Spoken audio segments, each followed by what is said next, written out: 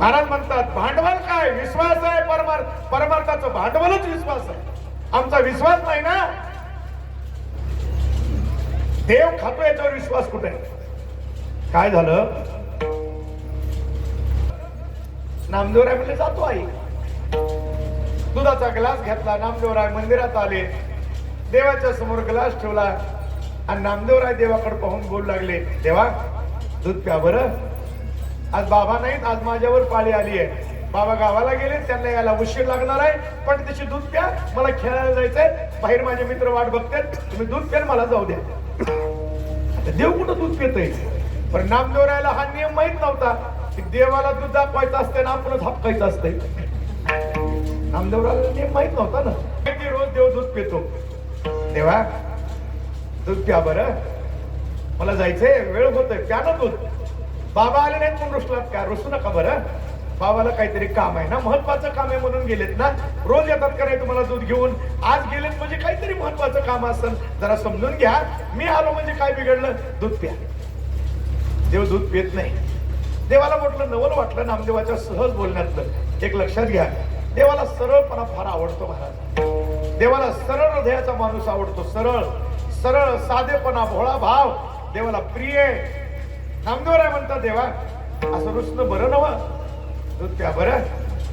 दूध पियो मोरे गोविंद लाला, गोविंद लाला. हे गोविंद, हे परमात्मा दूध प्या बरं. देव दूध पित नाही. नामदेवरायला अवघड वाटलं. नामदेवरायने तोंड आपलं वाईट केलं, थोडस थोड्याच वेळात पाणी आलं. देवा माझ्या हातानं तुम्ही दूध पित नाही, रोज पिता ना हो. बाबाच्या हातानं रोज दूध पिता आणि माझ्या हातानं तुम्ही दूध पित नाही. का बरं पित नाही? काय करायचे मग जगून? या नामदेवाच्या हातानं तुम्ही दूध पित नाही, माझ्या जगण्याला काय अर्थ राहिला? नामदेवराय पाठीमागं सरकले, देवाला निर्वाणीचा इशारा दिला. तुम्ही जर दूध जर नाही पिला, हा नामदेव जिवंत राहत नाही, डोकं आपटणार. भगवान परमात्मा प्रगट झाले आणि दूध घेऊन दूध पिलं. नामदेवी हाती दूध प्याला, नामदेवी हाती दूध प्याला.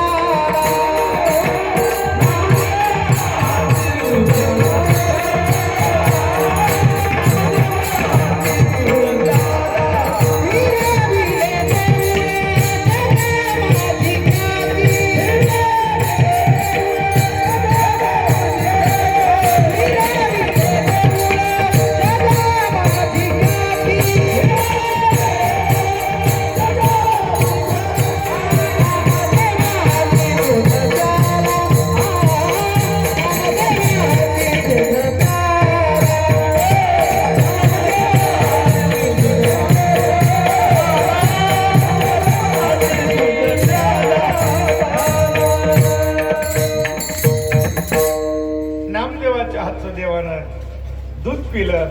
नामा तिकडे जी, दूध तू पिला नाही, मग कोण पिलं? देव पिला. खोटं बोलतो. अहो खरं बाबा, देव पिला. नामदेवरायच्या वडिलाला राग आला आणि कानसुला दिली ठेवून. 5 बोट उमटले, नामदेवराय रडायला लागले. खरं सांग. नामदेव म्हणाले, बाबा किती मारा मला, खरंच केलाय हो देव. नामदेवराय म्हणजे काय पंचायत झाली, दूध ती पिते मार मला बसते घेण्या. नामदेवराय म्हणले, देवा खरंच. नामदेवराय म्हणले, बाबा बाबा खरंच हो, खरंच देव केलाय हो, मी खोटं बोलत नाही. परत मारला. आणखीन 2-3 झापडा दिल्या, पण नामदेवराय म्हणले, खरंच हो, मी खरंच 100 वेळा तुम्ही मला किती मारा, देव केलाय हो, माझ्यावर विश्वास ठेवा. शेवटी आई असते ना.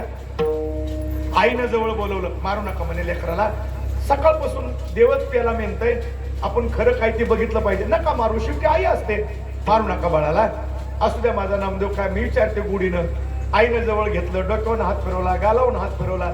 नामा मला तरी खरं सांग की रे, आई खरंच ग, खरंच देव प्यालाय. आता नामदेवरायचे वडील म्हणजे मी रोज जातोय तुझ्याकडे बघत सुद्धा नाही, बरं प्याला तुझ्या हातानं. अरे खरंच प्याला. मग शेवटी नामदेवरायचे वडील मग, नामा उद्या देव पिईल का? उद्याचं काय माहित, पण आज प्याला भाऊ म्हणजे. आणि उद्या जर नाही प्याला तर मग तू लबाड बोलतोस. नामदेवराय म्हणले, बघू प्रयत्न करू, उद्या बघू आणखी. मग दुसऱ्या दिवशी सकाळी दुधाचा ग्लास नामदेवरायाकडे दिला. दोघं नवरा बायको पाठीमागं पोरग काय करते ते बघायला माग माग माग गुपचीप जरा दबक्या पावलानं नामदेवराय देवळात गेले. देवाच्या समोर ग्लास ठेवला. रोजच्या प्रमाणे कालच्या सारखंच, देवा दूध प्यावं. काल तुम्ही दूध पिले पण मार मला बसलाय बघा, 5 बोट उमटले. लय मारते बाबा, लय हात लागतोय बेकार, तुम्हाला माहित नाही मला लय मारायले. तुम्ही दूध प्या बरं. देव म्हणले नामा आज दूध पिलो असतो पण तुझ्या माग जासूस लागले. तुझ्या माग 2 जासूस आहे. दूध प्या बरं. नाही प्यालं की मग नामदेवरायचं ठरलंच, मरतोच. डोकंच आपटून घेतो. देवाचा नावेला झाला. नामदेवरायाच्या पुढे परत परमात्मा प्रगट झाले आणि नामदेवरायाच्या हातात दुधाचा ग्लास देव पिऊ लागले. दामाद शेटजीने बघितलं. दोघही नवरा बायको नामदेवरायाच्या पायावर साष्टांग दंडवत घातला. नामा केवढा तुझा अधिकार रे. नामदेवरायाचे वडील देवाला म्हणतात, देवा मला क्षमा कर, तुला इतके दिवस उपाशी ठेवलं, माझ्या नामदेवाच्या हाताने तू जेवतो दूध पितो, मला माहित असतं तर अगोदरच नामाला पाठवलं असतं रे देवा. माझं आयुष्य गेलं रे, आमच्याकडे साधं बघितलं सुद्धा नाही, पण माझा नामा केवढा अधिकाराचा आहे, केवढा अधिकाराचा आहे. डोळ्यातून घळघळा अश्रू वाहू लागले. देवाच्या पुन्हा पुन्हा साष्टांग दंडवत घालतात. नामा तुझ्यावर आम्ही आरोप केला पण देव खरं तुझ्या हातात. जाऊ द्या, मला सगळं चरित्र सांगायचं नाही. माझा मुद्दा फक्त एवढा आहे की देवा म्हणे भक्ती तुका म्हणे भक्ती पुढे, तुका म्हणे भक्ती पुढे.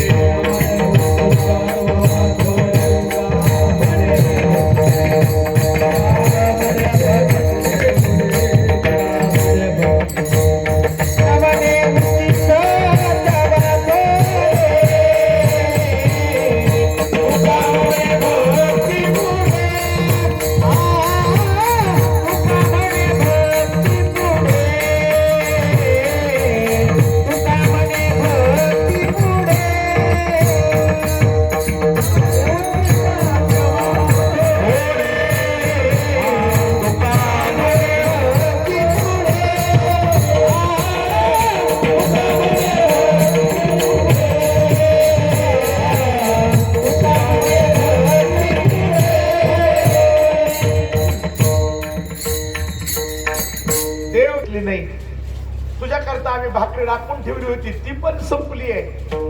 काहीच नाही रे घरात. आई असा दिवस नाही पुन्हा येणार ग. तो स्वामी आज माझा मालक, तो धनी माझा परमात्मा आज खाणार आहे का आपलं? काहीच नाही रे लाला, आपलं पाप काहीतरी असेल रे. आई बघ काहीतरी शिळ शिळ चालतंय ग माझ्या देवाला, शिळ चालत. बघ ना, एक गाडगं बघितलं, त्या गाडग्यामध्ये 2-4 दिवसाची उरलेली थोडी कडी होती. 1-2 घोट कडी त्या गाडग्यात राहिलेली. ती बघितली मधुमा, ऐक दे दे माझ्या. अरे अरे ते कळपून गेली असं कडी, आंबट झाली. आज तू दे माझ्या लालाला, चाल दे. त्यानं ते गाडगं घेतलं आणि ते कडीचं गाडगं घेऊन मधुमांगल पळत आला भगवान परमात्मा, धावत आला. आता बघा, लक्ष द्या. भगवान परमात्मा झाडाला टेकून वाट बघत बसलेत. समोर सगळे गोपाळ आहेत आणि हा मधुमांगल पाठीमागल्या दिशेनं आला, पळत आला.